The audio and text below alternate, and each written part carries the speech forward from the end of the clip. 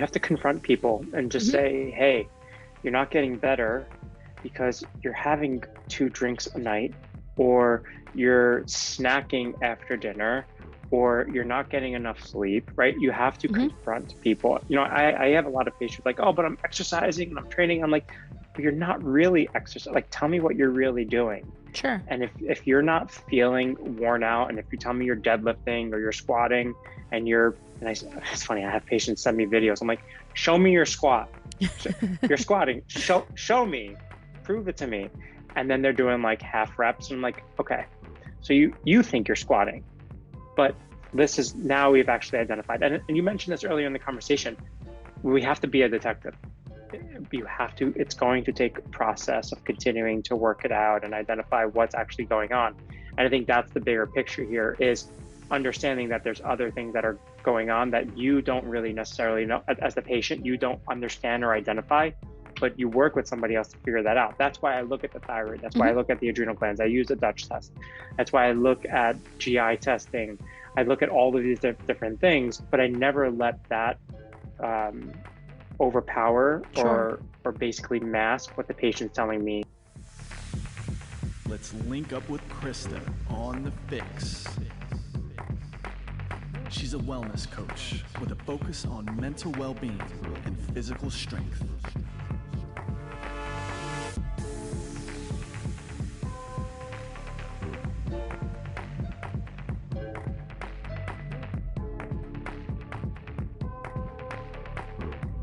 Hello, FYX listeners. Welcome to episode 54 of the FYX podcast. We are just days away from 2022, and I have a really amazing guest for you guys today. I am very lucky to have such incredible speakers and experts in the field of health and wellness on this show, but I do have to brag on today's guest, Dr. Ralph Esposito, as being easily one of the smartest people that I've interviewed, and I'm so confident you all are really, really, really going to enjoy this episode. So who's Dr. Ralph?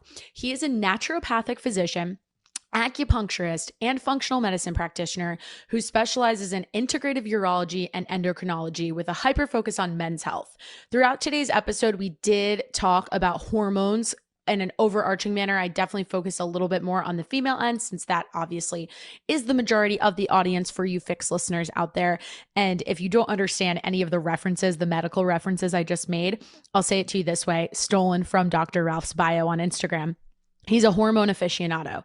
He knows so much about the human body, so much about hormones. We talked a ton about stress. We talked about ways to manage it, the effects that it has on the body. We talked about different blood work and lab testing and testing that you can run as a wellness and medical practitioner to help your clients find answers, and how you as an individual can advocate for yourself in the doctor's office. Recognizing, I think this was my big takeaway from the conversation and what I really enjoyed about it, that we have to be our own self-advocates first. And we have to play this game by potentially working with somebody of being a little bit of a detective.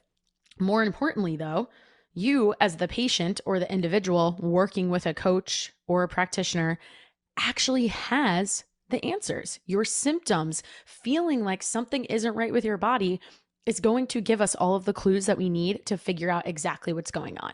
And as Dr. Ralph describes it, it just takes working with the right individual who is willing to push the envelope, think outside the box and outside of the box in terms of the approach of different treatment options.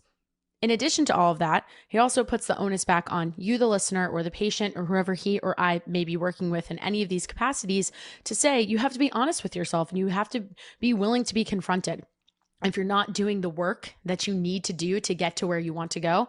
And I think that in particular is what's so appropriate for 2022. This is the best time. You got literally, if you're listening to this on Thursday, on December 30th, when this episode drops, you got 2 days until 2022 officially starts. No need to wait, but maybe you're that person who's like, I still got a couple days off from work. My 2022 timeline, my regular schedule, my regular programming kicks back off on Monday. So maybe that's your absolute deadline, but use these last few days that you have time for yourself for reflection, figuring out exactly what you want to accomplish. Not your goals, but if you listen to a few episodes back, what is your focus going into 2022. And if you need help figuring out exactly what that is, you know you've got me in your corner. I am actively taking on new clients for the new year. If you're interested, we do have a few spots left in the Fitness Fix coaching program. I am still taking initial complimentary client calls. Have a consult with me, even if we decide that maybe we're not necessarily the right fit. I'd love to help you start to plan and prioritize your health, your nutrition to start the new year off on the right note and not let yourself be another person who's 4 weeks into the newest year and already falling off their fitness and nutrition goals that you did really want to set, the focus that you did really want to commit to. Helping you figure out the habits that you need to put into place to get to where you want to go, to be the person that you ultimately strive to be in all aspects of your life.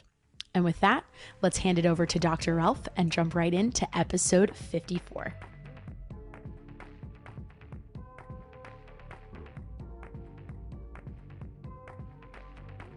I want to know who you are, but more specifically and importantly, why should the Fix listeners care about what Dr. Ralph has to say? Because I care about turning normal humans into superheroes. I love that. That's a really good one. Wow, we have a lot to unpack there. Nice. Yeah. And in doing so, before I keep going, tell everybody briefly who you are, what you do. Give us kind of like the highlights, your affiliation with Athletic Greens, your medical practice, everything. Got it. So as a day job, I'm a naturopathic physician, a licensed acupuncturist, functional medicine doctor. So I kind of take a integrative approach to medicine, utilizing nutrition, supplements, sleep, exercise, diet, sleep hygiene, all of the above, to kind of get people living their best and most optimal self, along with using traditional Chinese medicine, acupuncture, and all the functional medicine approaches. Background in nutrition, naturopathic medicine, Chinese medicine, did postdoctorate training at NYU Urology, and I'm now in private practice and also work as the chief medical advisor for Athletic Greens. Awesome. Well, like I said, definitely one of my most impressive guests, a lot of credentialing there. And I definitely want to talk about kind of your journey and how you started in nutrition, but what prompted you to go the naturopath route. And I think this has probably been a topic of conversation on other podcasts that you've been on, but maybe some of the, let's call it criticism of the medical field in terms of taking the more holistic approach and how that may have impacted your career path, especially with the acupuncture tie. So that'll be a good portion of the conversation. But before we do all of that, the signature question that I did prompt you on is, what is your go-to coffee order, whether that's going to a coffee shop or something you brew at home every day? So my almost identical every single morning is a French press coffee. Nice. Very good quality coffee. And I press the coffee and then I mix that with about 2 teaspoons of pure cacao. Ooh, so I kind of make like a mocha, I guess. Yeah. Mm-hmm. And I do that because of the polyphenols in there and a lot of the cognitive and cardiovascular benefits in there. I add a little bit of either oat milk or coconut milk, and then I just take a little bit of a stir and put that together, and that's my morning routine. And where does your Athletic Greens come into that? Is that before the coffee, after the coffee? When do you take it? That's actually right after I train. So okay. That's my like first 30 minutes of waking up drink. I train and then I take my Athletic Greens fasted, and then that kind of starts my day. Very nice. Well, let's keep with the Athletic Greens component first, just since I knew I did want to ask if it was a part of your morning routine and where it kind of fits into the fitness component of your lifestyle. You mentioned to me that before you got involved with them, you were already taking it on your own as a consumer for almost 4 years, but I'd love to kind of know the history there. What about Athletic Greens, whether they found you, headhunted you, reached out to you, made you feel like, you know what, this is a brand that I want to be a part of? The first thing that really stood out to me is when you look at a product and you look at anything on the market. I mean, there's a bunch of supplements out there that claim to be these green drinks. And then I looked at Athletic Greens and I thought, wow, this is a little bit different than just a green drink, right? And now we've evolved. The company has evolved since then. Now it's AG1, but at that point it was Athletic Greens. And it was more than just the spirulina and wheatgrass, right? And that's kind of like the mainstay of a lot of these other drinks. And I started looking, I'm like, wow, this has a lot of things in there that I'm already taking. And but beyond that, and beyond that was the NSF certification. That is a huge deal. I don't know if people really understand how. I don't think people do, like just the regulation of the supplements industry. So if you want to, sorry to interrupt you, but if you do want to tie that in there, I think that's super important because I feel like that's something I talk to my clients a lot, especially clients who are dealing with gut health issues. When I'm placing them on a protocol that may require a lot of different supplements, I'm always very careful to explain to them like, hey, I would prefer that you use this brand because it's a know, trust, and like factor on my end. Absolutely. So I get this question a lot, and many people will say, why can't I just go to the local pharmacy and get something off the shelf? And I say, well, you sure can, but do you know if what's in there is what you're actually taking? And that's very true, or that's unfortunate, but true, because there's very little regulation when it comes to supplements. And that sometimes is a cop out for other professionals who are not using supplements like vitamins and minerals into their routine. Yeah. And they'll say, well, it's unregulated, so I don't really know much about it. Well, I can say, well, do you know where your pharmaceuticals are coming from in China and India? Is that regulated enough? Right. I mean, Fair point. There's a Touche. yeah, your listeners should follow just a author, Catherine Eban. She did a whole research on this, on just how corrupt the regulation is around the pharmaceuticals and that industry. So that was one of my responses. But then I looked at it and I said, okay, well, oh yes, to the certification. So NSF certification, NSF for sport certification essentially means that it's third-party tested and it's confirmed for label claim. So if we say that there's X amount of this nutrient in there, or this herb, or this mineral, we are guaranteed to have at least that, if not slightly over. So yeah, so we have to match label claim, otherwise we cannot get certified. So that's one of the biggest things when it comes to NSF certification. But not only that, we are checking for contaminants, heavy metals, pesticides.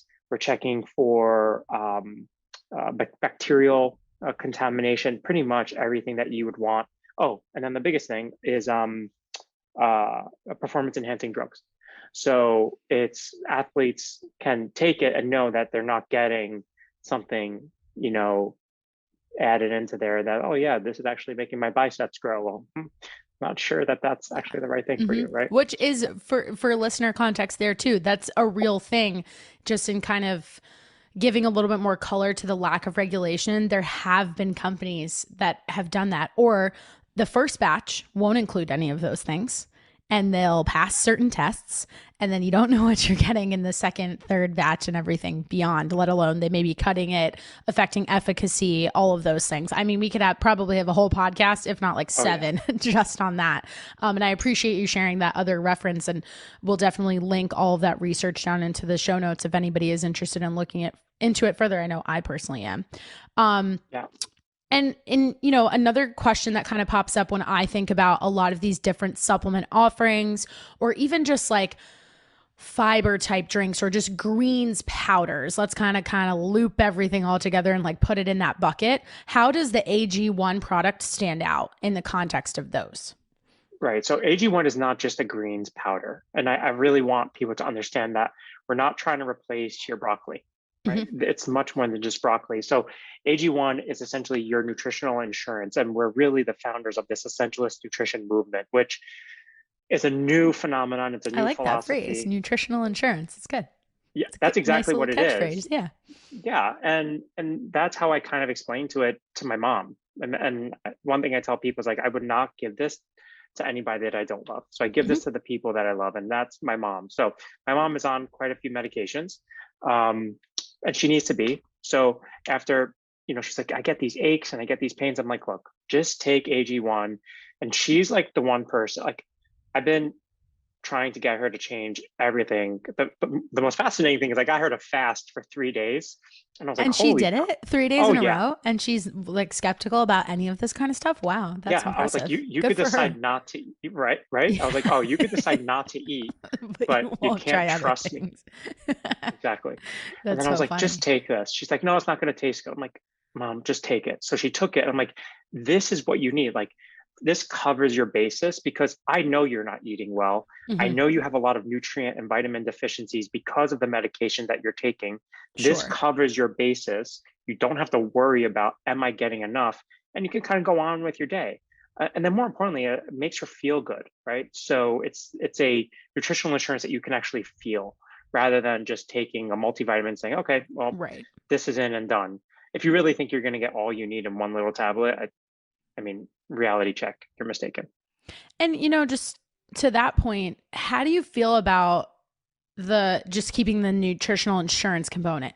How do you feel about the concept that like our food supply isn't what it was 20, 30, 40, 50 years ago? And for that reason, it's all the more important to be looking at other ways that you can supplement in however way you feel that you can do that. I'm not talking just specifically vitamins per se, right? How much more important do you think that is?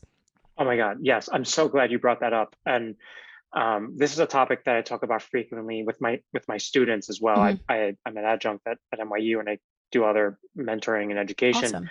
And I tell them, I'm like, if you really think that the it's not the food pyramid anymore, but the equivalent, whatever the food pyramid is right now, I Yeah. basically ignored it for the past 20 years. But if you think that that is saying whatever's in your food is actually getting into your body, you have to assume that the place that your food is growing, whether it's an animal or a plant, it has to get its nutrients from somewhere. Right. And there has been research done within the past 5 to 10 years showing that most Americans are not getting even the RDA of some vitamins and minerals and nutrients. Now, the RDA was designed after World War II to prevent chronic disease. It was really a way for us to make sure that our soldiers and our Okay. population was healthy, right? It was the minimum requirement, right? Like the minimum, so you don't die, essentially. And that's an exaggeration, but essentially that's what it was.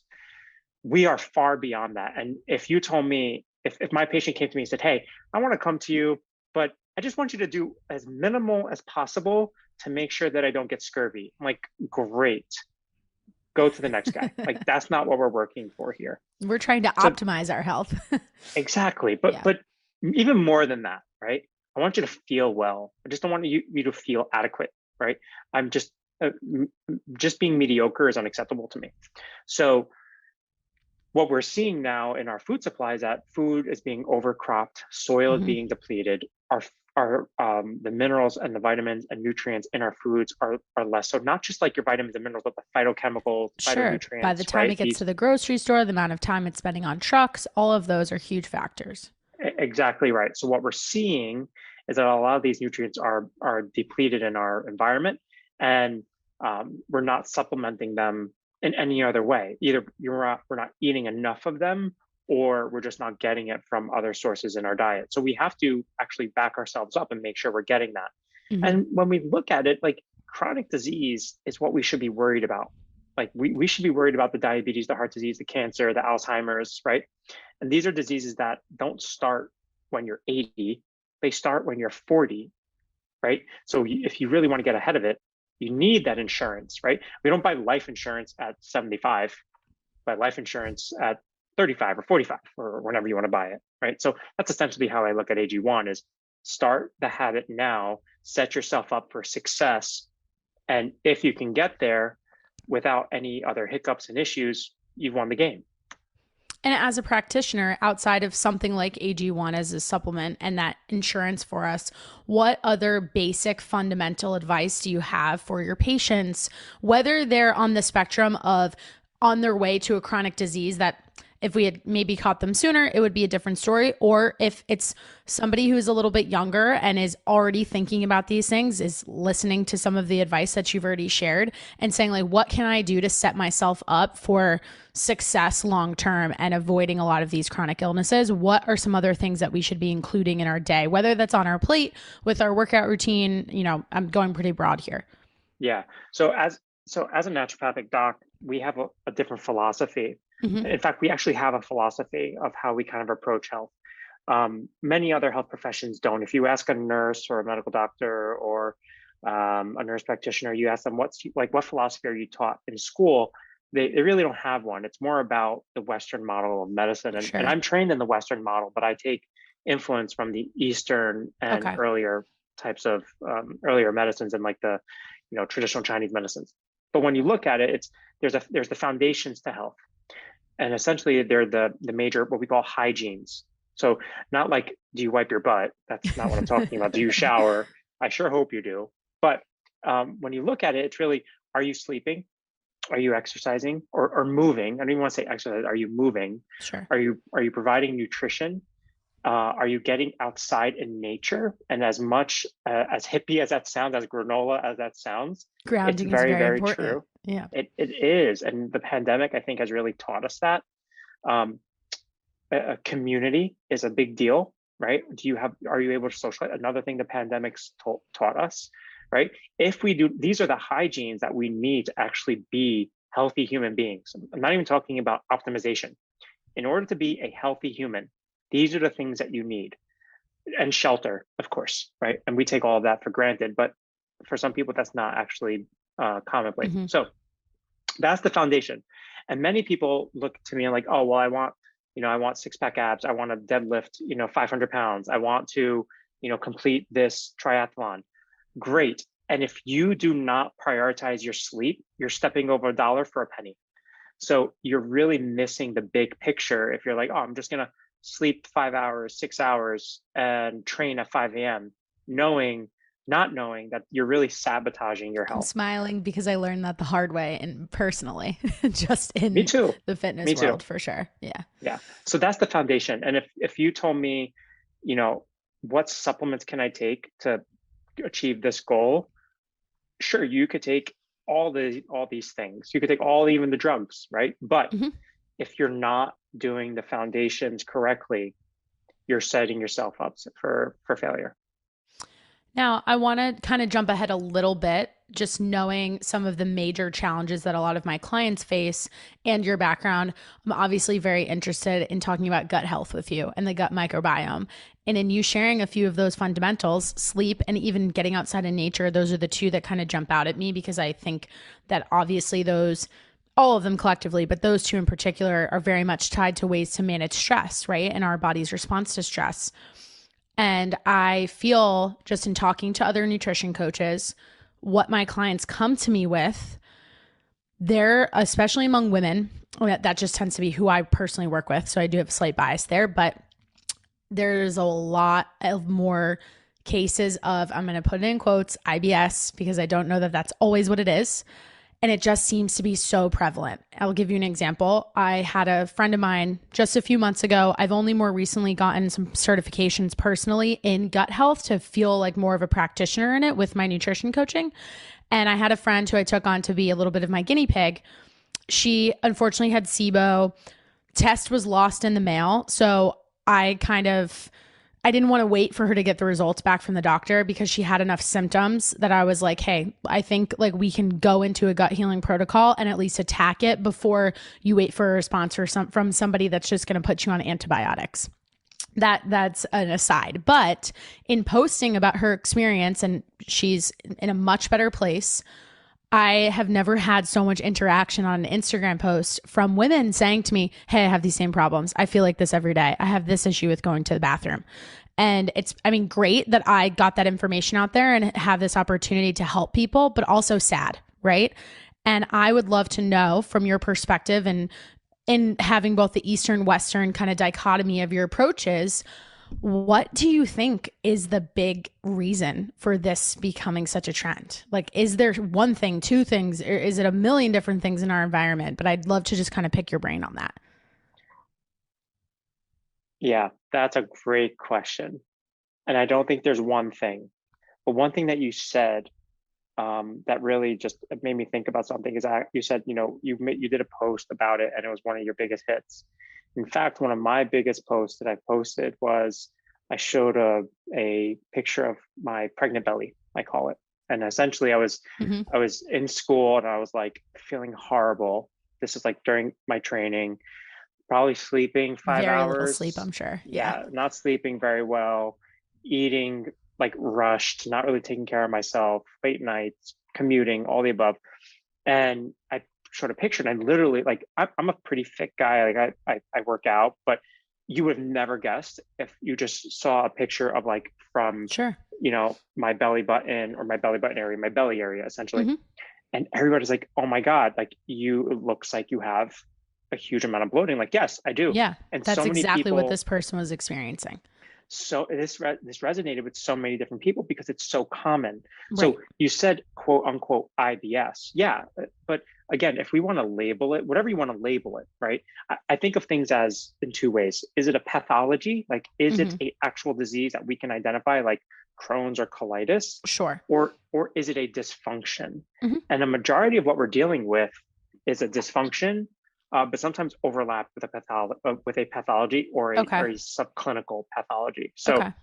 there's other things going on that are influencing other parts of the body, and that's where kind of that I call kind of like the quarterback, or essentially just the person who kind of guides you in the right direction. It's like, this is what I think is going on. Mm-hmm. Kind of like a financial advisor. It's like, yeah, Yeah. I don't like, I'm just telling you how to spend your money and Exactly. where Like should I you always where should say you to invest. clients a lot, like, especially in these types of cases, I tell them, I was like, I'm going to be honest with you. This might feel slow in the beginning and a little frustrating because we're just kind of playing detective right now. Like, we need Absolutely. to see, how are you eating currently? I need to know everything you're eating. I need you to then write down, like, what is there anything specifically that's triggering bloat immediately, and trying to connect all these dotted lines, then looking at your blood work, having you answer a gut health questionnaire, and figuring out, first of all, what's the biggest issue that we can attack first. And I mean, even sometimes to your point of like this pathology versus other factors that may be contributing, I think a lot of people don't pay enough attention to eating slower and just chewing their food. And it sounds like a very basic piece of advice, but I have other friends who are coaches that have had clients that think, oh my God, I have SIBO, because they've read a million posts about it. They ask them a few questions about the fact that they tend to eat in the car and eat really fast. They ask them for 2-3 weeks, hey, can you just like 20 bites per chew, like whatever you're putting in your mouth, like take as many bites as you can and slow down. They fix 80% of their problems. Oh, that was me. I was literally like taking my sweet potato and like eating it in the car, right Yeah. out of like the Tupperware. So Yeah. yes, I totally get it. But things that I mean, to answer the question, what should we really be identifying? Why is this happening? I think we're seeing a lot. So to really understand it, there's a hormonal component, there's a stress component, and then there's a microbiome component that all interact with each other. One of the underlying causes is delayed gastric motility. So in other words, your stomach, your intestines do not move as quickly as they should. I remember in biology, I was like 9th grade or whatever, and my teacher was like, how long does it take from corn to move from your mouth to your butthole?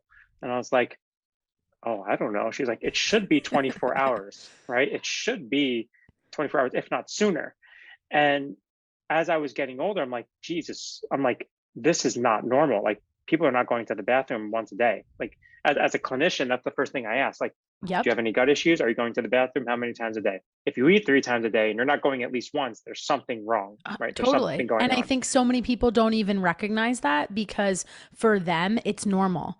Like this is, it's all relative. So if they're not having that conversation with somebody, they just might not even think twice about it. It's also normal for other doctors. They are very commonly hearing, I go to the bathroom 3 times a week. No, that's not okay. Not at So all. when I look That at somebody sounds who has so delayed, uncomfortable. right? Oh, geez. No, but I went through that almost most of my life. I had IBS my whole life. Okay. And I was so frustrated. We can go into a whole story. I mean, we probably need a whole nother podcast for that. But essentially what I'm trying to get to is, if you delay the gastric motility, so if you delay the movement of how your intestines are pushing food throughout the body, you're essentially creating more time for that food to ferment and interact with other bacteria in the gut. And one thing that impacts that significantly are your stress hormones and your thyroid. So if you do not address what we call the HPA, which is the hypothalamic pituitary adrenal axis, and the HPT, the hypothalamic pituitary thyroid axis, then it's going to be very difficult to actually address the underlying gut issue. So when many people ask me, I have gut issues, I really look at their thyroid, I look at their adrenal, and I look obviously at their microbiome and kind of try to see what's going on there. But I will say, one of my mentors always told me, he goes, a blood test has never cured anybody. It's the doctor and the patient relationship that actually help people get better. And that's very true, right? The blood test can give us information, it can give us clues, but there's a lot of blind spots. And when it comes to gut health, blood tests are our biggest blind spots. There's not a lot you can find out from like a CBC and a CMP. Right. You really need to listen to the person.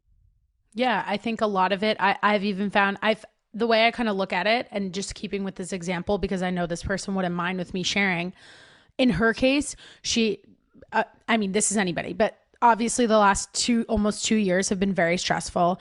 Her stress load at work really increased during the pandemic. She had a hard time dealing with that. And in working with her and having her answer a questionnaire that was more about her lifestyle, I already had ideas like, okay, your thyroid's definitely downregulated. Alone from a history of dieting, that in and of itself, most people are walking around with at least some slight down regulation to their thyroid, period. Like whether you dieted for a year, 6 months, on and off a million times, that can all contribute to it. But take that with the added stressor, it's like piling on. And then when we finally got her blood results back, it was just confirming certain things, is almost how I looked at it. I'm like, okay, well, this could tell me the story. Like, this is slightly out of range. This is too high. This is too low. So it's kind of like, I have this feeling, but now I want to back it up and be able to be like, okay, I can make the case for this by looking through those lab results. But I also want to ask you this question too. I find it very frustrating. I deal with this with most of my clients, and even myself, I've been in this situation. A lot of doctors won't do a complete thyroid test to the extent that I would be looking for them to do. So for the listeners' context, and you could probably explain it better than I can, but most of the time when thyroid gets tested, they usually only look at TSH, and that's your thyroid stimulating hormone. But the issue there is, what about T3? What about reverse T3? There's other layers to it. And I would love, from your perspective, being in the medical world, why is it that a lot of doctors are like, no, we'll only go this step further if something pops up as being an issue with your TSH? Yeah. So we can even talk about just why the TSH ranges are completely just nonsense. Go for it. Sure. So number one, the guidelines in Europe that they're starting to try to move to for TSH is between 0.4, 0.5 to 2 or 2.5. Our range is way broader than that. Yeah, are usually like 0.5 to 4.5. So most docs won't even look at a TSH or blink if they saw a TSH below 4.5. One of my best friends, I loved him to death. And I was treating a patient, like, oh yeah, I'm treating this guy. Actually was a female. I'm like, her TSH is like 6.5. It's like, oh, that's fine. I was like, but that's above range even for you. He's like, no, I want to see it. Like, if it gets to 10, then I'm going to be more concerned.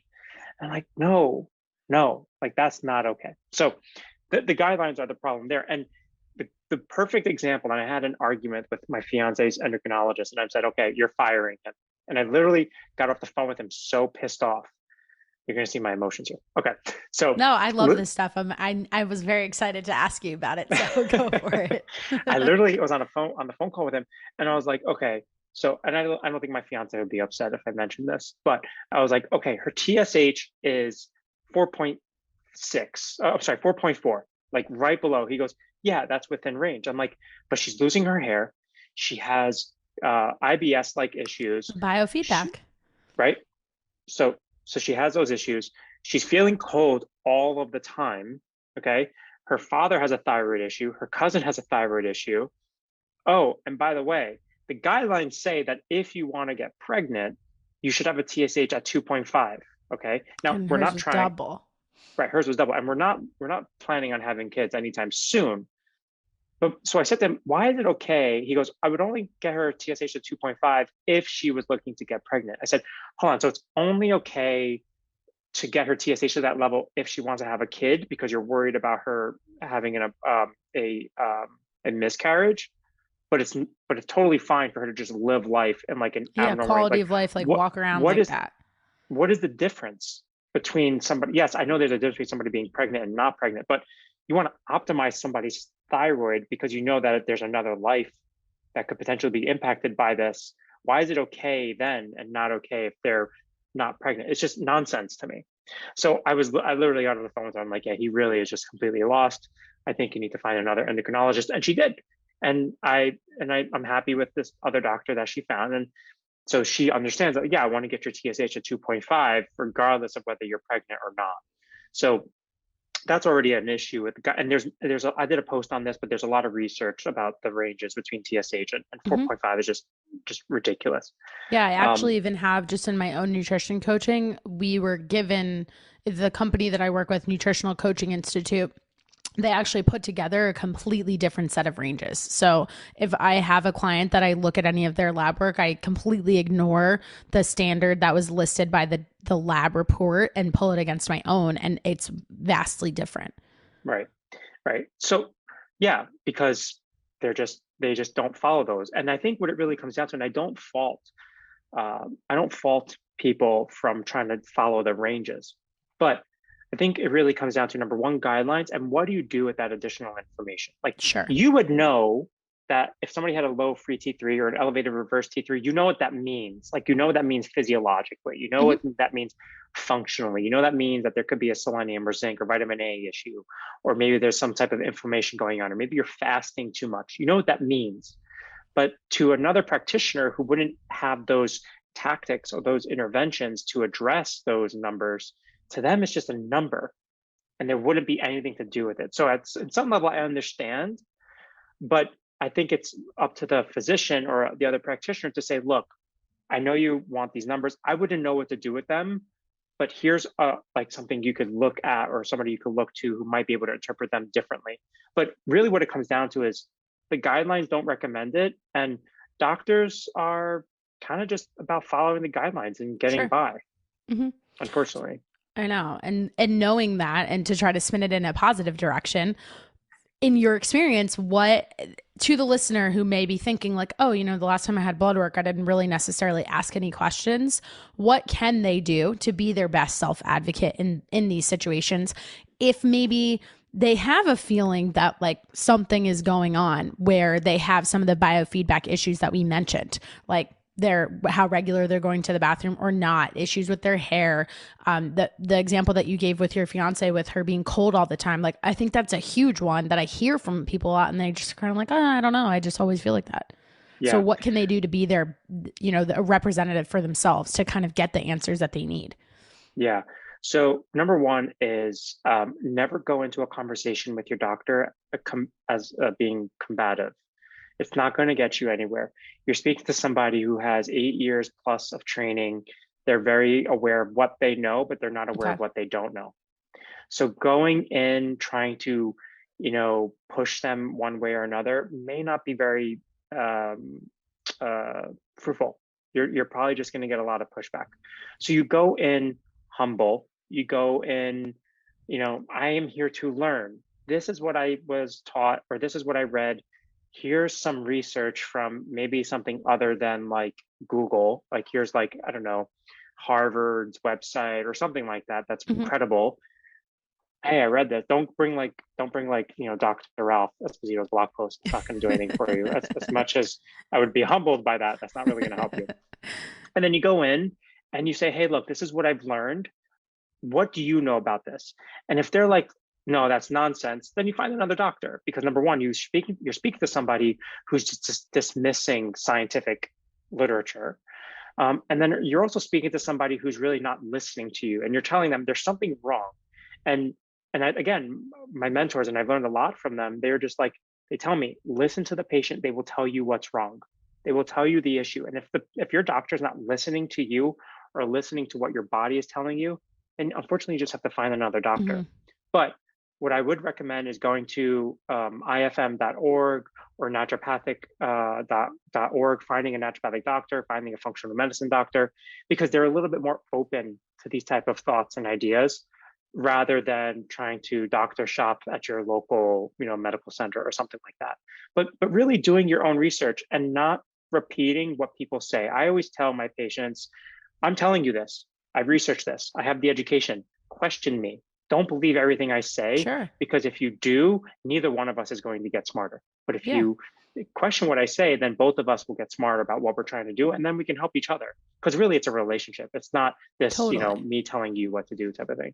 Yeah, I think that's really great advice. I love both of the suggestions that you just made about not being combative for sure. But I also think the last point you made is excellent in that I find that, especially with clients who need to be a little more invested, in the sense that if I have a client that's coming to me for fat loss, it's just a different conversation. There's nothing wrong with having aesthetic goals, right? And I'm also there to, I don't want to use the word police them, but like rein them back in the sense that, like, if they're trying to achieve something in a way that we don't think is going to be advantageous to their long-term health, it is my responsibility to have a conversation with them on exit strategy, right? And most of the time, I personally, I don't work with anybody who's competing or bodybuilding, and that's just a really different ball game. But I find that the clients that I have who are more invested, in the sense that they've had a ton of digestive challenges and they just feel like they don't have answers, I learn so much more because they'll ask me questions that I don't know the answer to. And I have to tell them, hey, I'm not sure, because you're only the second person that I've seen this with. And I can make some inferences, but I'm going to go ask like 3 or 4 other people. I've had that happen to me recently with a client. I ran a Dutch test with, and myself and 2 other nutrition coaches that I consider mentors and peers, we were all a little bit stumped by it. So we were like, okay, let's go talk to another person and have another conversation about this. And I was super straightforward with the client and said, hey, I'm not sure. Like, I haven't seen this before. I have 2 other friends who haven't seen this before, but we're all going to work on it and help you figure this out. And I can tell that she does a great job of also doing her own research, because the next time we'll get on a phone call, she comes back to me and she's like, hey, well, I looked into this and I found this. And I think sometimes it can be a little alarming for the person when they feel like they're just at this place of like, I really would like an answer. But all of this takes work. Right. You both have to have that kind of buy-in. And I think level setting that conversation with a client, a patient, whoever, from the very beginning is very important in maintaining the proper dynamic and helping them get to resolve whatever issues they have or achieve whatever goals that they may have.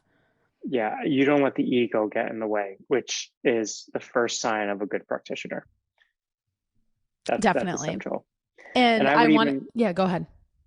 I would even say the fact that you did additional testing outside of the typical, blood panel already tells you that you're thinking outside the box, and nobody's going to, people want to be taken care of, and they want people who are going to go the extra step in getting them to that right place, and knowing that health is not linear, right? So like, you're starting here and they're working with you to get to a better place. And it's going to take some time, but it does require effort. And you might even feel like you might take some steps backwards too. Yeah. I think that's an important conversation to be had. I mean, I think, there's a whole lot of science we can dig into with this, but sometimes with a gut healing protocol, you can be met with, well, I still want to drink alcohol. And that is one of my personally non-negotiable things for some period of time, because I have to be frank with the person and say, do you want to get better? Because if you do, this is going to be one of those things where we have to be on the same page. Otherwise, we're taking a couple weeks and a couple steps back every single time we have to revisit that conversation. Yeah. And you have to confront people and just say, hey, you're not getting better because you're having 2 drinks a night, or you're snacking after dinner, or you're not getting enough sleep, right? You have to confront people. I have a lot of patients like, oh, but I'm exercising and I'm training. I'm like, but you're not really exercising. Like, tell me what you're really doing. Sure. And if you're not feeling worn out, and if you tell me you're deadlifting or you're squatting and it's funny, I have patients send me videos. I'm like, show me your squat. You're squatting. Show me, prove it to me. And then they're doing like half reps. And I'm like, okay, so you think you're squatting, but this is, now we've actually identified. And you mentioned this earlier in the conversation. We have to be a detective. It's going to take a process of continuing to work it out and identify what's actually going on. And I think that's the bigger picture here, is understanding that there's other things that are going on that you don't really necessarily know as the patient, you don't understand or identify, but you work with somebody else to figure that out. That's why I look at the thyroid. That's why I look at the adrenal glands. I use a Dutch test. That's why I look at GI testing.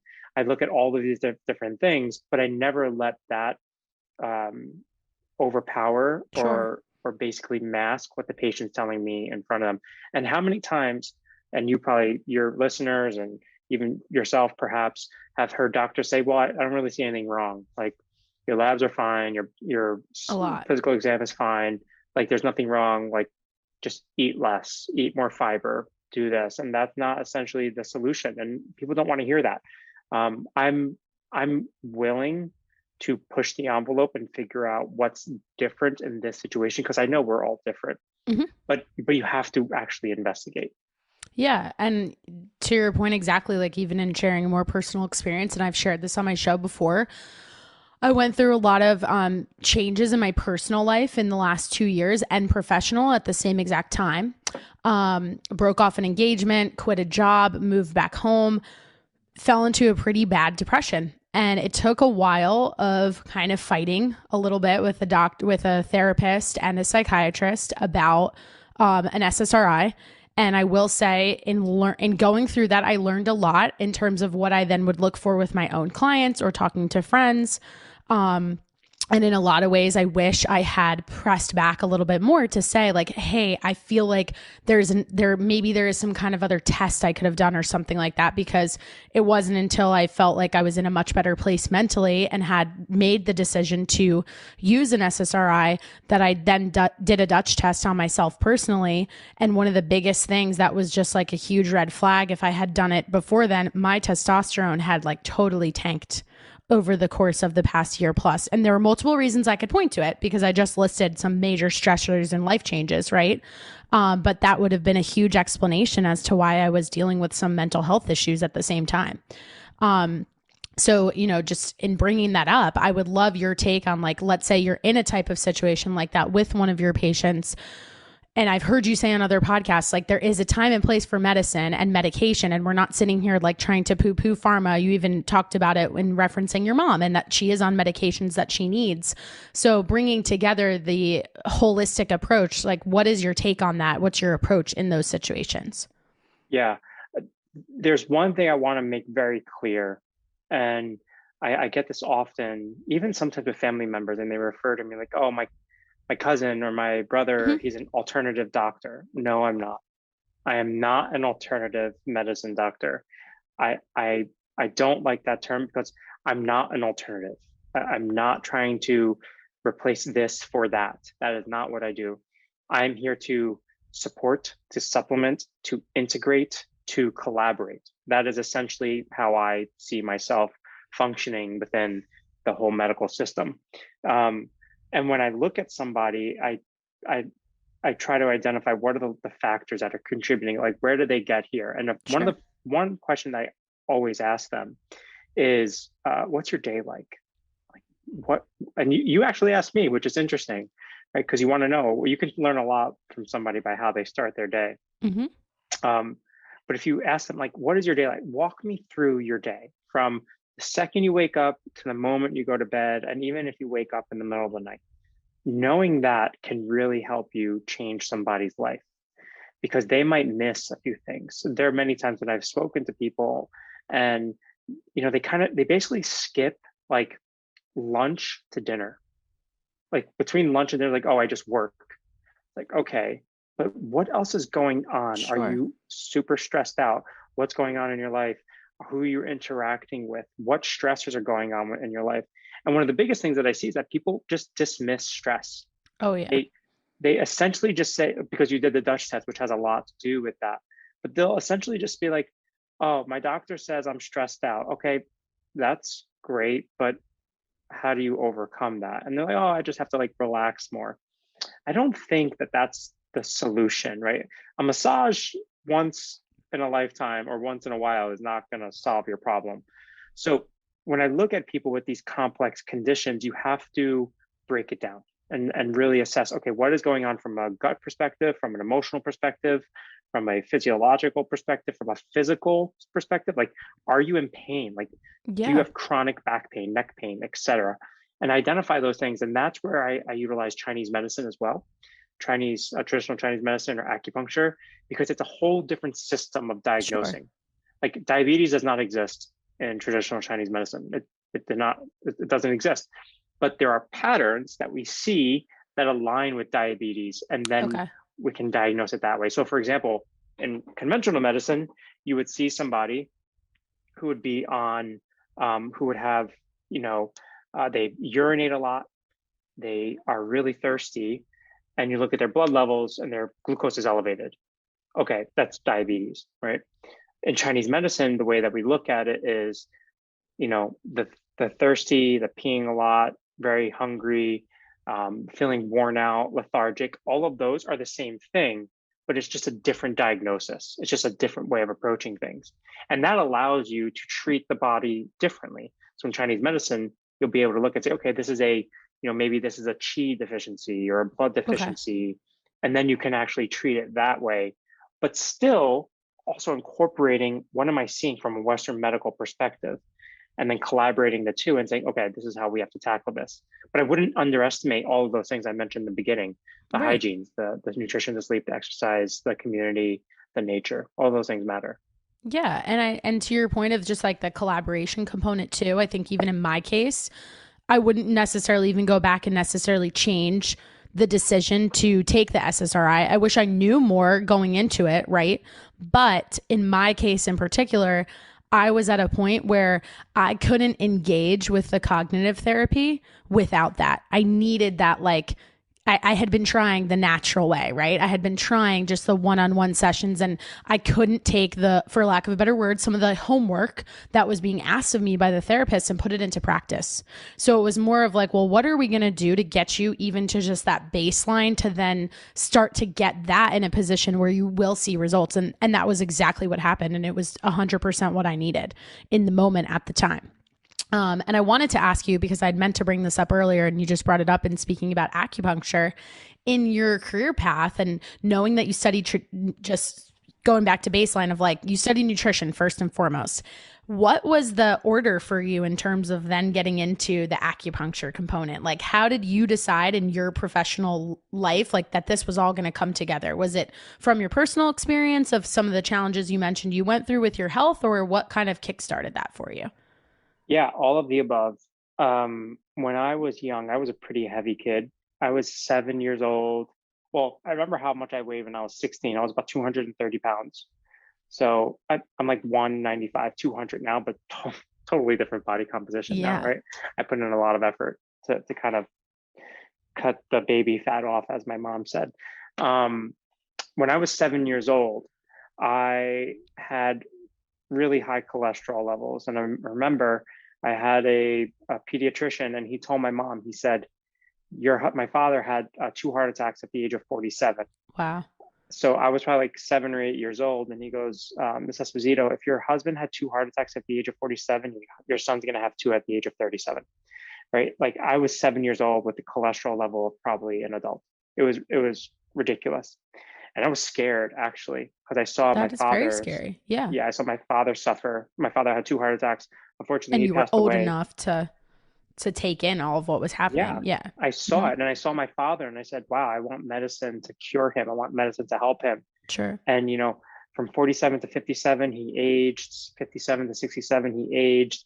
He passed away at 72 with everything that kills people. Not diabetes. He had Alzheimer's. He had cardiovascular disease. He had leukemia. He had sarcopenia. He pretty much had everything that decreases your quality of life.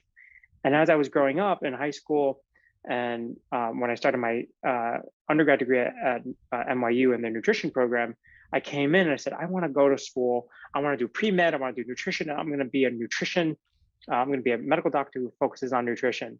And like, my advisor was like, that doesn't exist. Yeah, I was going to say, like, you're creating your own thing over there. I was like, I want to do something different. They're like, oh, you should go be a DO. And then I spoke to another advisor. He's like, yeah, but a DO is kind of just the same thing. They don't really do much nutrition.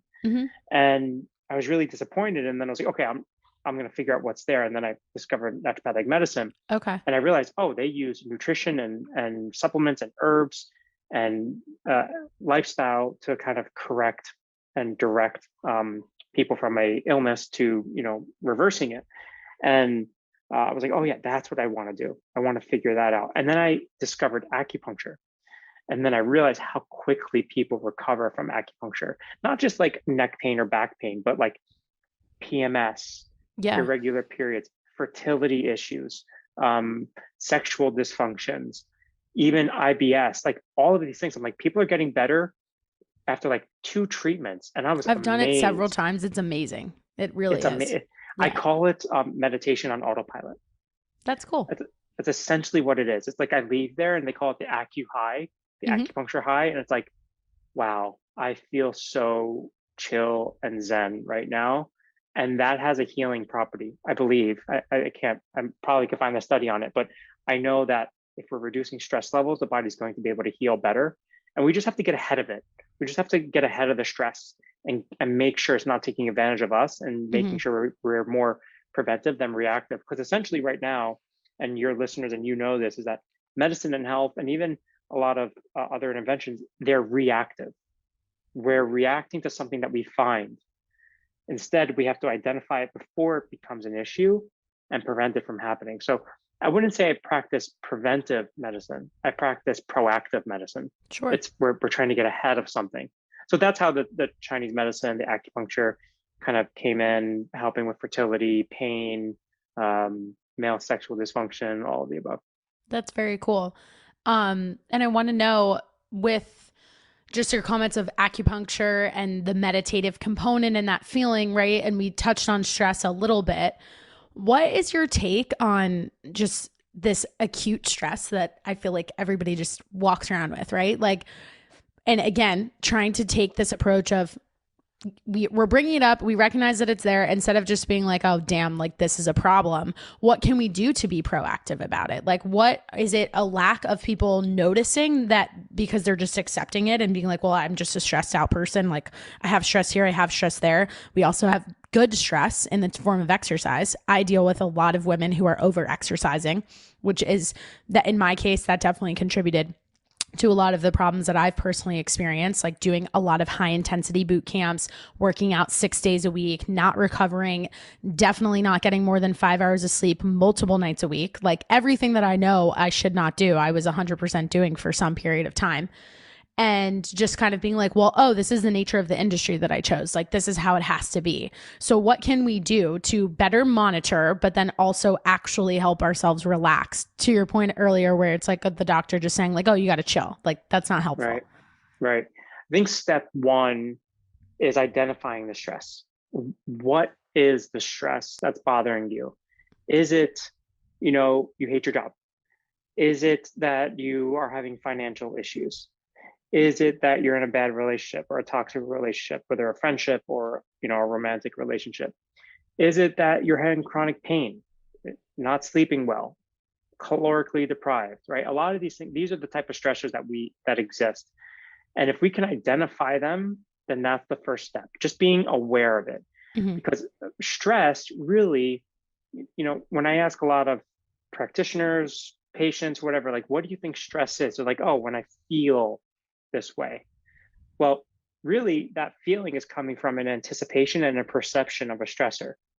You are anticipating a stress coming to you, and your perception of that stress that you're anticipating is causing you to feel this emotion. Because if we don't know it's coming, then we can't really anticipate it. So that's really one of the limiting factors. Yeah. But if we see it coming and we can perceive it as being most of the time worse than it actually is, then our body has a physiologic response. Our body's very intelligent. Like, do not underestimate how intelligent the body is. It is a fascinating organism. We do things that I would never even thought possible. Who thought that I can, cut my hand and then in 3 days it's completely healed, right? Yeah, like it's literally incredible, right? It is. Like, who thought that this would actually happen? And it does happen. That's part of one of the reasons why I wanted to get into medicine. But knowing that if we can identify those things and establish the right habits and the routines to set us up to be prepared for those things, then we can get ahead of them.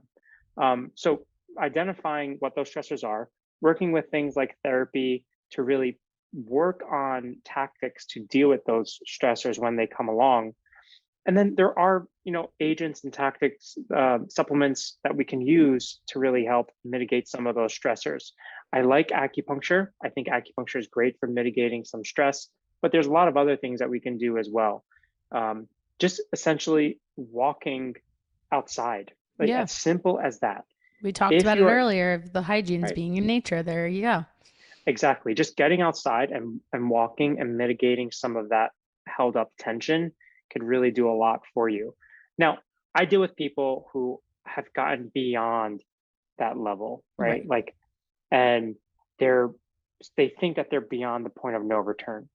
And what I really try to explain to them is, if you understand your threshold, if you kind of look at it in a thermostat, if you get above a certain point, your brain or your thermostat's going to set off a signal.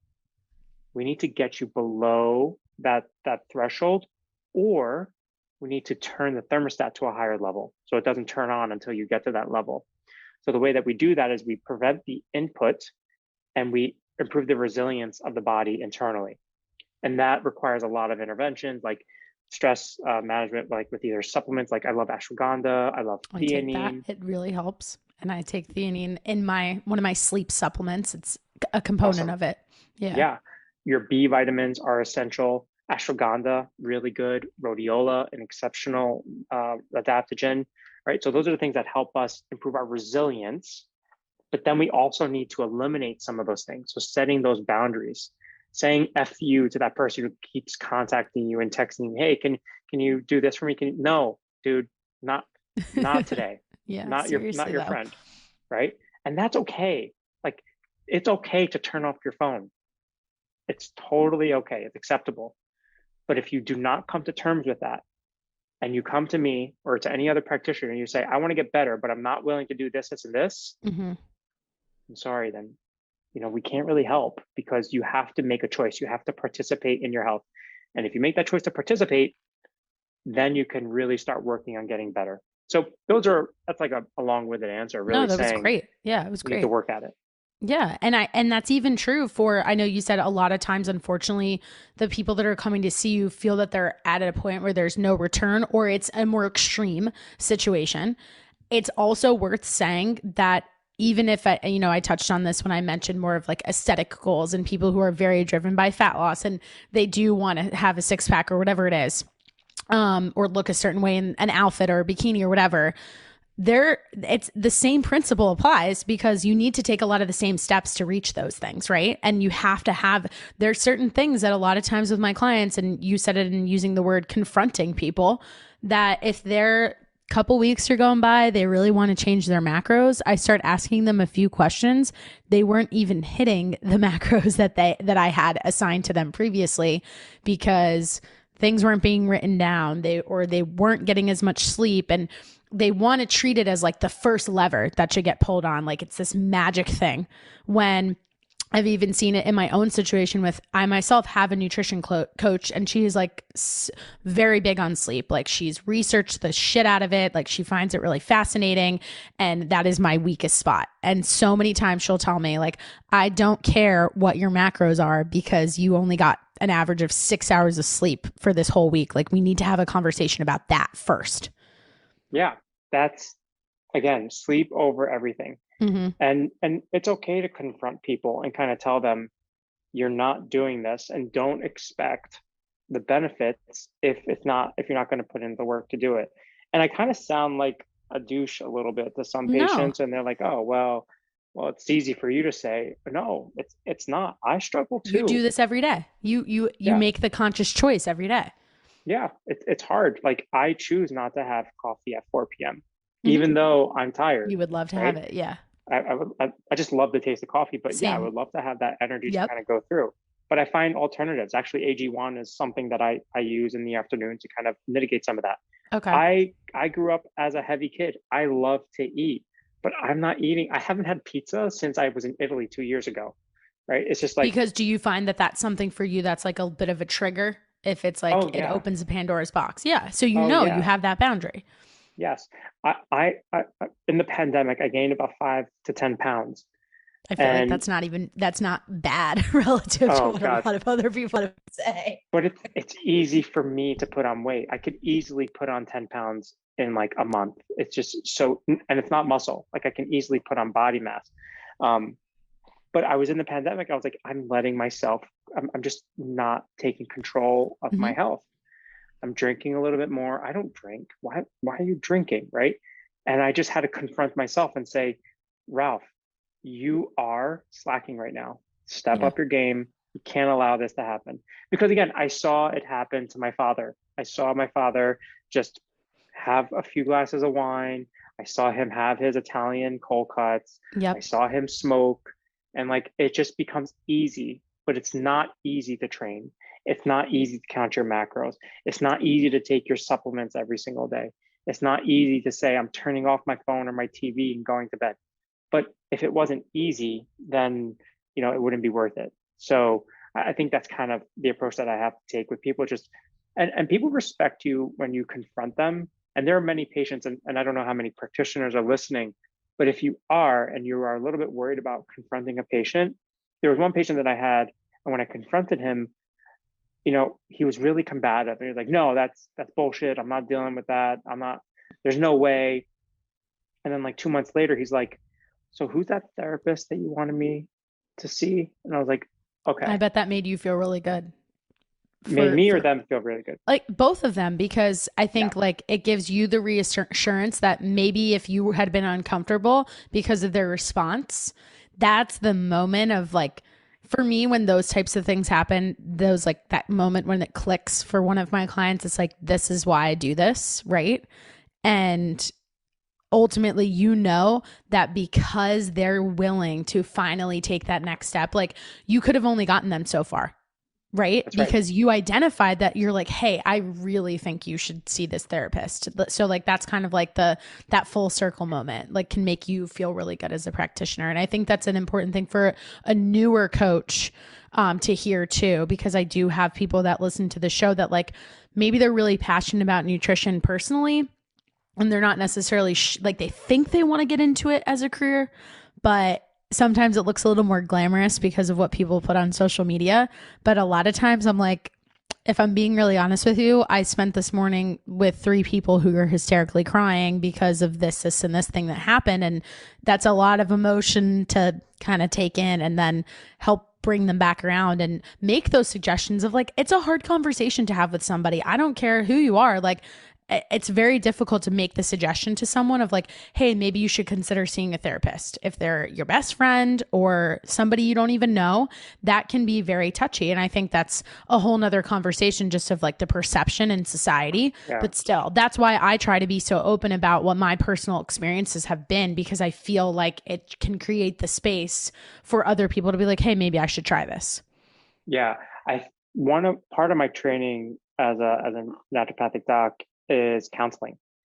And one thing I've found very helpful, and this might be really helpful for your listeners as well, is don't necessarily directly tell somebody that they should want to go to therapy, but ask them questions so that Mm-hmm. they come up with that themselves. That's great. Like I do this with family members too, so I hope they're not listening, but they kind of know my tricks now. But essentially, what happens is that they'll start talking like, "Oh, I'm so pissed off! Like this happened at work." Well, why do you think that happened? Oh, because she's just a pain in the butt. Okay, well, what is that? Is that, do you really think she's trying to hurt you in that situation? Well, she's just not a nice person, right? And they constantly go in this circle, and you start Mm-hmm. asking questions, and then they start realizing, oh, maybe I have the problem, right? And one of my high school teachers would tell me, if you got mad at somebody, if somebody did something to you and you got mad, is it their fault or your fault? It's your fault.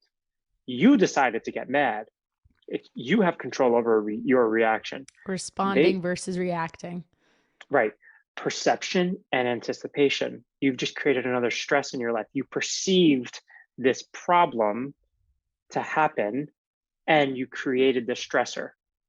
Now you're reacting. Now your brain is like, oh, stressed out, adrenaline, cortisol, epinephrine, noradrenaline, get it going, get running from the tiger. And literally it's like your coworker asking you if you want to go to lunch, right? It's like, why would she even ask me that? She knows I'm on a diet. And it's like, she's just wants to be a friend. A friend, right?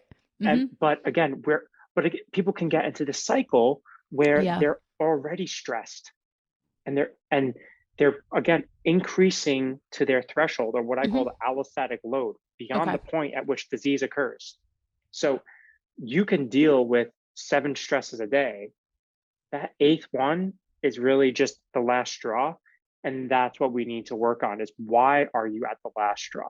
Okay. And we all get burnout. We all get it. Totally. You need to identify it though. And if you can't identify it, then you're going to be in trouble. And if you can't identify that in your clients and in your patients, then you're not going to be a great coach, because they're going to constantly just be chasing their tail and not knowing what's really contributing to this vicious cycle. Yeah, you're 100% right. And I fully agree with everything you just said, not even just in the professional capacity, but, I work for a startup. So outside of my podcasting and my own brand, I am in a brand new athletic club that just opened not even 8 weeks ago. And it's a high stress environment. We've got people with all different backgrounds. They have lots of different life, job experiences, different ages. And we're definitely getting to the point where, like, it's December. It's a slow time of year in the gym, but we're a new company. We want to get people in the door. It is a perfect storm of high stress, right? But knowing how to turn things off at certain times, like, we have to watch each other's backs in that sense. And remember, we're on the same team, because little things, and I'm definitely this type of person. Like, I had a conversation with a coworker about this just the other day, can really, like, I'm a high intense type of personality, and like, I take things to heart and I take things super seriously. So like, a little thing can set me off, and knowing from having done therapy and taking some of those tools to be able to be like, okay, wait a sec, this is just me. It's not what the person said. It's just like all the other things that are swirling around in my brain that they don't even know about either. That's right. And that's where therapy can be effective. It's like, you actually are thinking about these things and acknowledging them. It's like, why are you upset? Why are you looking for validation? Why does it matter that, your partner says good job or rubs your back or whatever it is? Like, what is your infatuation with this reward that we're looking for? James Clear in the book Atomic Habits, I'm not sure if one of my favorites. I make all my clients read it if they're willing to. It's amazing. Yeah. And if you look at how we function as humans, we work in an environment that just looks for a reward. Yeah. And that's normal, and like, that's okay. But we need to really identify what are those rewards for us and how do we make it work for us, right? Chocolate could be a reward. Alcohol could be a reward, but so can going to the gym and training or running 4 miles. Like, that can also be a reward. Changing that narrative, right? Mm-hmm. Exactly right. So I hate running. I hate running. I hate it. I would rather just, like, I'd pick up the heaviest barbell. Like, I That's can't. Right. I hate it. Yeah. If you told me, Ralph, I need you to max out on this deadlift or run 5 miles, I'd like, I'll raise my hand. I'll max out times 2. Mm-hmm. I tell people the only thing I run for is pizza and a soccer ball, and I haven't ran after either recently. So, but I do run on occasion, and after I do run, I'm like, wow, that was really rewarding, right? Because I put in the effort and I committed to 30 minutes, and I put the timer on. I'm like, I'm not going to stop until it's 30 minutes. And we work in this environment of reward. So we have to really create these habits of like, what is going to be rewarding for us. So we stack these habits and we try to couple them with other things that we find inherently rewarding, right? So I like having my morning coffee after I train as well. So I have my AM coffee, and then I have a coffee afterwards, which is kind of just like a relaxing, chill, warm drink. And I'm like, okay, if I'm going to go for a run, I'm not having that until I can't have that today unless I do this. Okay. So we kind of stack those things together. And if we can figure out what that is, and if you can look at your clients and figure out what that is for them, then that'll be really successful. But even if we look at things that are a little bit more complicated, like gut issues, and helping people come through, like, okay, well, you just told me like non-negotiable, they can't drink alcohol. Well, how do you work with them to kind of get through that and teach them that Exactly. that's a Hmm. problem? That's the challenge. It's not, Totally. the challenge is not stopping the alcohol. The Hmm. challenge is teaching them how to stop the alcohol. Exactly. Like having that and opening up the conversation to be like, "Hey, like what's your relationship with alcohol?" Cuz I think that's a big one for people. Like even with not even, I have conversations with my clients who are just really chasing fat loss because I like to look at it as like, "Well, what's the lowest hanging fruit of things we can change?" And a lot of times they're not really the alcohol component is like a passive thing in a lot of ways because it's just like part of their social environment. And I may see it as a low hanging fruit of something to change, but that's also my bias in that I'm totally the person who's like, well, I'd rather have a couple cookies and like save those calories for that. So I don't have a difficult time being like, I'm going to give this up. Like it's not as important to me. But I have somebody that comes back to me who's like, my wine night with my girlfriends, like that's my thing. Like, what am I supposed to do? So the conversation then becomes, okay, well, what can replace that? Like, what can be our substitute drinks? Like, are you like, can you do like a spin drift or like, can you make a fun mocktail? Like, what can we do to make those types of changes so that it's not becoming this thing where you're like, well, now I'm just not going to go to those things anymore. And then I don't get to hang out with my friends. And it becomes a spiral of like them hating that choice, right? Well, I think the deeper question is what are you trying to get out of that interaction with your Yeah, friends? totally. Is it, do you want to get plastered? I don't, that doesn't sound like it, right? It Yeah. doesn't sound like that Hmm. this person's looking to go get just destroyed. It sounds like she just wants to be around other people Yeah, and be in a community, which I think is really important. totally. So if the focus or the intention is I want to be around my friends and enjoy myself and have a good time, then you can still do that, right? And if you have friends who are saying, it sounds kind of like Mean Girls, but like if you don't drink, you can't sit here. Well, But I don't know and if so you many people do that, right? And then I always want to say to my clients, like, those probably aren't your people then. Like, to be right, honest, like, and that may right. sound harsh too. Like what you said earlier, like that may sound harsh, but I think, I mean, I did a whole podcast series around like Thanksgiving and it can apply to holiday eating in general. But we put so much focus on food in those situations that we kind of forget that the whole point of that holiday may just be for you personally. Like you may think in your head that it's about the food, but if we really dig a little bit deeper, you're more so excited about the fact of like you're with your family members, you're all sitting together around the table. And like, can you take a minute to appreciate that? And even just taking that pause before you eat, I would venture to guess that you may not eat the same way had we not had that conversation. Yeah, it's being, we can go, which is getting pretty deep, but you're really trying to understand where is your mind during this process and Hmm. being mindful of it and identifying ways that you can be aware of what's going on. And much of what we do, I would even say, I mentioned this to a patient once. I said, if you want to know what mindless is like driving. As much, it sounds weird, but hear I, me I out. It's know like, where you're going. Go for it. right, Yeah. it's like if you're driving, are you really like, let's say you're driving from your apartment or your house to work, and you do that every single day Hmm. for 2 years. Do you really think that you are thinking about turning on the car, making a left, stop sign? No, that's mindless. Your mind is working, but it's not actually, you're not being mindful of what's going on. And this is part of how we conduct our lives is Yeah. it's mindless. Like, yeah, I know that I'm filling this bowl with cereal and milk, even though it has become this mindful habit or this mindful activity, a mindless activity, because you've just become accustomed to it. Sure. And that's how it is when we drive, or that's how it is when we walk into the kitchen. I walk into the kitchen and I grab M&Ms, right? Like these are things that actually happen, and we're not thinking about them. But what we can do is start to be more mindful of it. So what I usually tell people is start with driving to work, but don't put the radio on. Just drive to work and focus. I mean, you're focusing, but just think about, what am I hearing? What am I doing? I love meditation walks. Hmm. So if you want to go for a walk and meditate while you're doing it, this is a great way to do it. You just walk outside, feel the air on your wrists, feel the air on your, on your ears or whatever it is, or hitting your face, and just being aware, like, wow, I did not realize that there is air blowing in my face while I'm walking.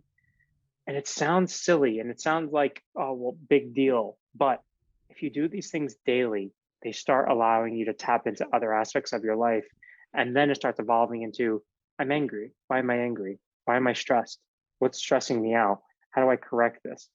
And then you start moving again towards the non-linear progress of health. Totally. And what you just said, it just makes it so much more accessible, right? Because like you're already driving anyway, you're already going to work, you're already going to go do that. So if you are that person who's like, because I've definitely been this way, and I found meditation to be very inaccessible because I would think of it only in the context of like sitting on the floor with my feet crossed and like trying not to have any thoughts. And that's actually not the point of it in the first place. Like it's just recognizing the thoughts coming up. And I think that's a big misconception, but I feel like there are so many more people taking to social media and they have entire businesses around this. And it's great. Like, I think it's a health trend, for lack of a better phrase, that's coming up and becoming more and more popular. I mean, even as you were talking about the walking meditation, the first thing that popped into my head, I'm not sure if you're familiar with her, but there is a woman named Mimi Bouchard, and she used to have an app that was just called the Mimi Method, but she's recently rebranded to call it Superhuman, and it's a meditation app. And her whole story is really cool because she doesn't think of meditation in the way of like, I'm going to sit on the floor, like on a meditation pillow and try to clear my mind. She got into it because she started recording positive affirmations for herself to listen to, like telling herself these types of things. And she then realized that she has a super soothing voice, which definitely makes a big difference. But she realized that she was doing it more so because at some point had been fat shamed. And this was her way to kind of like coach herself out of it. Took to Instagram, built a whole following off of it. And now she has a really successful platform. And I recently downloaded her new app and I love it. Like I definitely, and her whole point of her meditation, she even has one that's like meditating while preparing a meal. So, and that's specifically what it's for. Like you're supposed to listen to it when you're chopping the vegetables. It's not like you have to meditate for 5 minutes the minute you get out of bed, when you first wake up in the morning, whatever it is. There's not like all these rules around it. And I think it just makes it a little bit more realistic for you to then take note and be like, oh, I can actually do this anywhere. Like I could do it while being in a meeting, like on a podcast or whatever, right? To some degree. Yeah, I think the key thing there is that it's something that people can resonate with. Mm-hmm. And if people take nothing else from this podcast, people look at me, even my family, like, oh, well, we're not going to give Ralph, we're not going to order Chinese food because Ralph's not going to eat that. We're not going to order pizza because Ralph's not going to eat that. And dude, you could order whatever you want. That doesn't bother me. Yep. We're all human. We all have our weaknesses. We all have our flaws. And if you can understand that in order to achieve a goal, you don't need 100% perfection to kind of get there, then you're essentially avoiding the obstacle to most people's success. Totally. Taking the first step and identifying that you can actually move there. So many people say, I've had IBS my whole life. I've been bloated my whole, nothing's going to get me better. Like there's no reason to deal with this. And then they start in their 40s and their 50s and they start getting bloated, and then it contributes to other issues. And then they start giving up on other things. Do not give up on those other things. There is help. There are people who can help you. There are ways to get around these things. There's not just like the WebMD answer, right? Like that there's things beyond that. And if you could just understand that everybody is fighting their own battle, and you are fighting your own battle as well. Just there's other people fighting with you. And it kind of sounds cheesy, but there's a community out there for you. There's people out there to kind of help you out. I've seen it myself. My community are the people that I went to school with, the people that I grew up with, and some of them I don't communicate with anymore. But picking that culture, picking that community can really be a big advantage. And even if you're in a job that's like, yeah, nobody really gets me here, you're not stuck there, right? I mean, it's just a stepping stone to that next part of your life. So just understanding that your health is also in that same aspect, right? Like you don't have to get 7 hours of sleep tonight, but on average you should. And if you can work towards that, I'm confident that you're going to move in the right direction for any part of your health.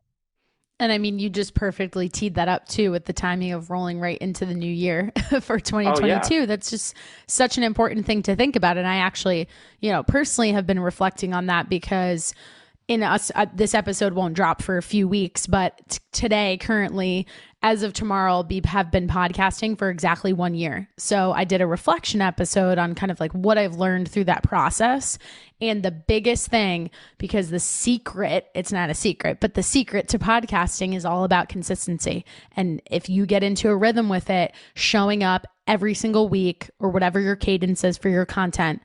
And my number one takeaway that I could impart on anybody in doing this has just been like letting go of the perfection, because there have been times when I'm throwing an episode together and it's not exactly what I wanted it to be, or I'll listen back and it would have been nice if I had said something differently. Or I'm sure now if I listened to episode 1, I would probably cringe and compare it to episode 50 something, right? Because you learn as you go. But it's just been a way for me to see like, wow, look at all the things you can do over the course of a year. Like it's quite the way to measure time is kind of how I summed it up in the conversation. There's no magic potion. There's no magic pill. Do not ask me what the secret is. I don't know. I don't know. I'm not a genius who's invented, the wheel again. I have not done that. It's just about innovating with the tools that you have and knowing that consistency is actually one of the most important things. Like you can lift once a week, which is great, but it's better if you lift 3 times a week. Yep. And being consistent with that. So it's all about that. Yeah. You said it right. I wouldn't even try to repeat that. I love it. It's great. And I want to be respectful of your time. So I will bring it all back together. I usually do a quick little lightning round of more fun questions, like what your favorite food is and stuff like that at the very end of the episode. And I will throw back in a few things that I wanted to sprinkle in about athletic greens. So we'll tie it all together right here. You ready? Go for it. All right. So you've said that you're not as big of a pizza eater, but I have to know, having lived in New York City, do you have an absolute favorite pizza spot? Oh, Johnny's in Mount Vernon, New York. Johnny's Pizzeria. Nice. What's so special about Johnny's? Oh, super, super thin crust. Okay, you're a thin crust really guy. crunchy. Yes. Amazing pizza. Great sauce. Just perfect place. I highly recommend it. And I think they only sell by the pie. So nice. Okay. So you're going in, you're going big. Go big or go home there, right? If I'm going to do it, it's going to be worth it. Nice. Are you more of like a sweet tooth guy or a savory guy? Savory. Yeah, give me a hamburger over a chocolate bar. Nice. I'm a big, when I don't like to use the term cheat meal because I always try to make it work, right? But I'm a big like burger for me. That's where it's at. Like if I could only eat one thing for the rest of my life, I would have no problem if that's what it was. Awesome. Would be nice. But so my athletic greens question, I know you kind of, I don't know how much you can share, but you did kind of allude to this a little bit just in saying that there's like the signature product around athletic greens. And it's, I didn't bring this up and I had wanted to because we talked about it pre-recording. It's actually pretty amazing what Athletic Greens has been able to do as a company with one product for as long as it has. That's kind of unusual, right? AG1 being the signature. Most companies will take maybe 1-2 years of doing that sort of thing, get their name out there, and then they start jumping off in different directions. Is Athletic Greens moving in a different direction? Are we getting some other things in there? Can you tease anything for us?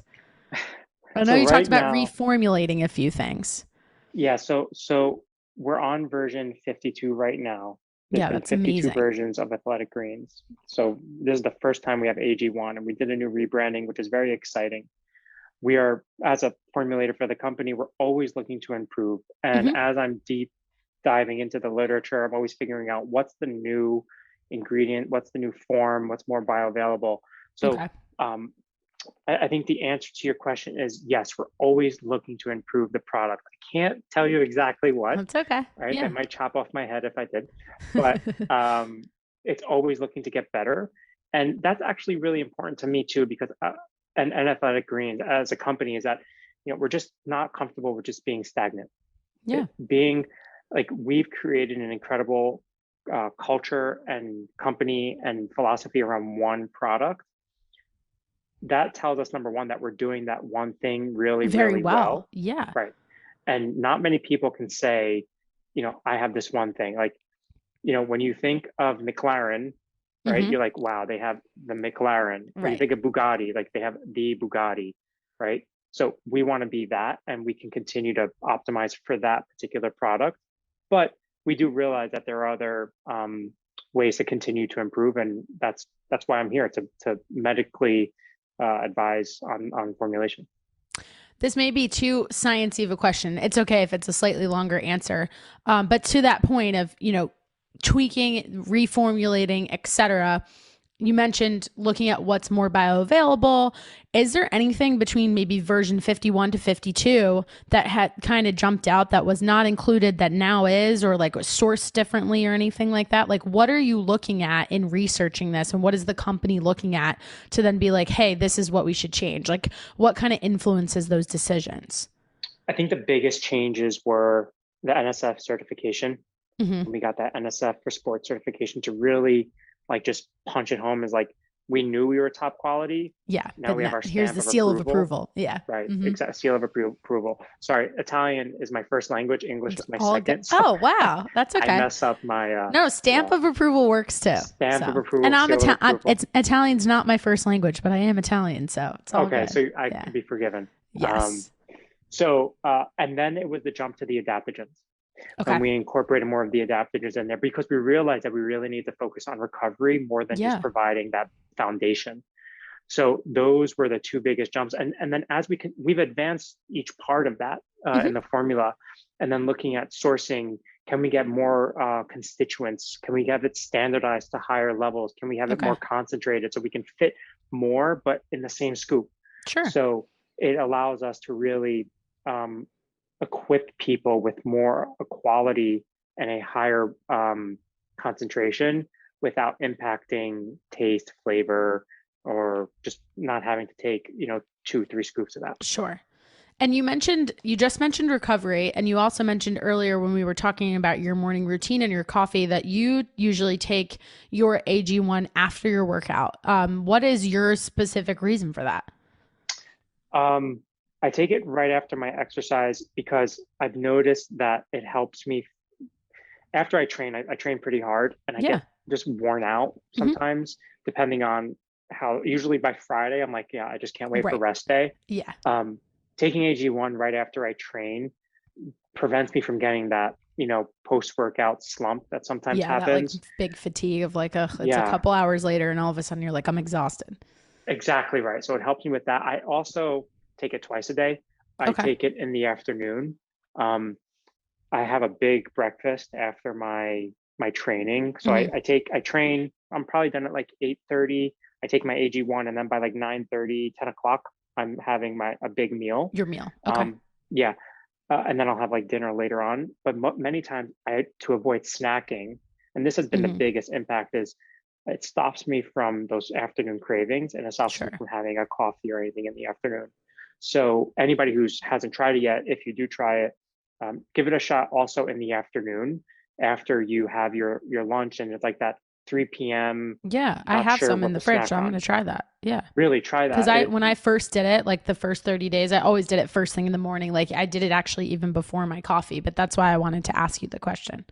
Yeah. And have you found that like you, just in kind of talking through that routine, did it take you a little bit of trial and error for you to kind of figure out like whether that's your meal timing, but then also working in AG1, like what kind of prompted you, whether that was from your own personal, your approach with your own diet, nutrition, like everything together, even with what we talked about Eastern, Western medicine.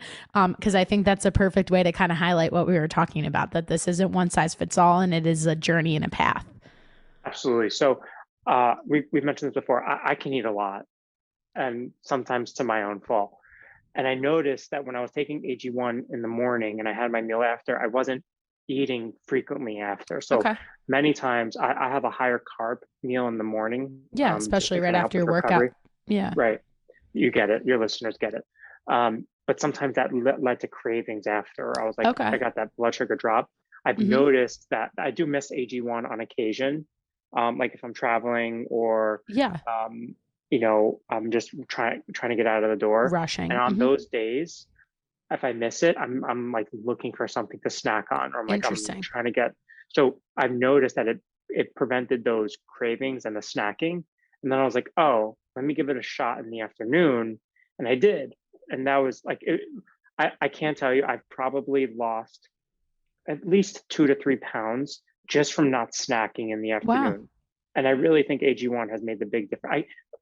Everybody thinks I have a bias right here because I'm the medical advisor and whatever you think.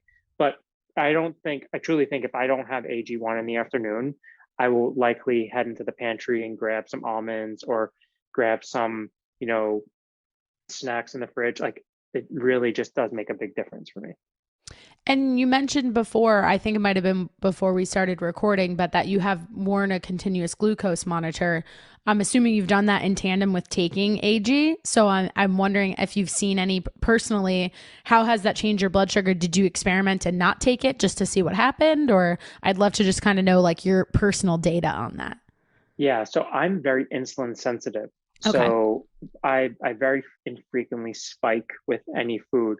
Um, the few things that I did notice that AG1 does not spike my blood sugar, which is great. I mean, it has 4 net carbs in there, Mhm. so I didn't Yeah, it expect it to. shouldn't. Yeah. It should not, and I was able to validate that for myself. Also, while wearing the CGM, there are some herbs in there that can actually regulate blood sugar levels when they're in normal range. So if Okay. somebody's diabetic, like Mhm. I'm not expecting this to cure Right. diabetes, right? But what it does do is it helps support blood sugar levels that are already within normal range. And again, if you have a CGM, normal could be, I mean, many people have different definitions of normal, Totally. right? So I have noticed that on the days that I take it all the time, but I have noticed that it helped keep my blood sugar stable, Okay. especially from preventing my blood sugar from dropping in the afternoon. That's actually one thing that I've noticed. So I have a tendency with my CGM for me to drop below 65 if I Oh, okay. fast for more than 3 to 4 hours. So Hmm. if I do time restricted feeding, which I do most of the time, if I extend it to like 18 hours, my blood sugar drops and I feel like crap, like a headaches or whatever. Yeah. I've noticed that when I take my AG1 in the afternoon, on the times when I'm wearing my CGM, it doesn't drop below 75. It just kind of like hovers there. And I think Interesting. that's what really helps sustain the energy throughout the day and help prevent any further cravings. Very interesting. Give it a Now, shot if you have one. yeah, no, I definitely want to. I mean, I even I recently interviewed Scarlett Lung with Sugar Break, and I had wished that I linked up the timing of me wearing the levels monitor with trying Sugar Break because it would have been like exactly what I wanted to see on paper. So I actually have a friend of mine who's a nutrition coach that had she got the levels CGM. So I sent her some of the Sugar Break because I wanted her to try it and let me know what happened. So I think all that stuff's fascinating. And I think just the fact that we're now able to get that kind of information at home, like, yes, you've got your Whoop, you've got your, I don't really want to put Apple Watch in the category, but yes, it does give you some kind of data. You have the Oura Ring. It looked like you might have had one on. Yep. I think it's so amazing that this is kind of like the next level, right? Like now we have this internal piece of biofeedback that we can get on a regular basis and day to day. And I'm sure you personally find that very interesting as well. It's my personal accountability partner. Yeah, exactly. Exactly. Well, this has been such a great episode. It was just packed with so much knowledge. I think we're definitely going to have you back on the show because I feel like if I think about maybe one or two other topics we didn't get into, they're all big enough that they deserve their own conversation, especially with the whole hormone thing. I wanted to ask you a bunch of other questions, but we'll come back to it at another time. So I really, really appreciate you coming on today, Dr. Ralph. This has been so much fun. And as the final question, I promise I'm not sneaking in anymore. Can you tell us where we can find you? Where can we connect with you? I'll link all of this down in the show notes for listeners. Awesome. Well, number one, it's been a pleasure. And you're very, very knowledgeable. So your Thank listeners you. are very fortunate to listen to you. I And appreciate it. as we would say in New York, you know your shit. Thanks. So if you want to find me, everything is the same handle at Dr. Ralph Esposito, drralphesposito.com. Same thing on Twitter at Dr. Ralph Esposito. And then anything on Athletic Greens, athleticgreens.com. And they also have an Instagram as well. So you could find anything there. Perfect. Well, thank you again. We've really enjoyed having you. For everybody who tuned in today, you guys know the deal. Please share this episode. I could think of probably 10 people in your life that would benefit from even 5 minutes of it or some capacity of it. Even if you don't listen to the whole thing, that's the best way to spread this knowledge to help people live their best and healthiest lives.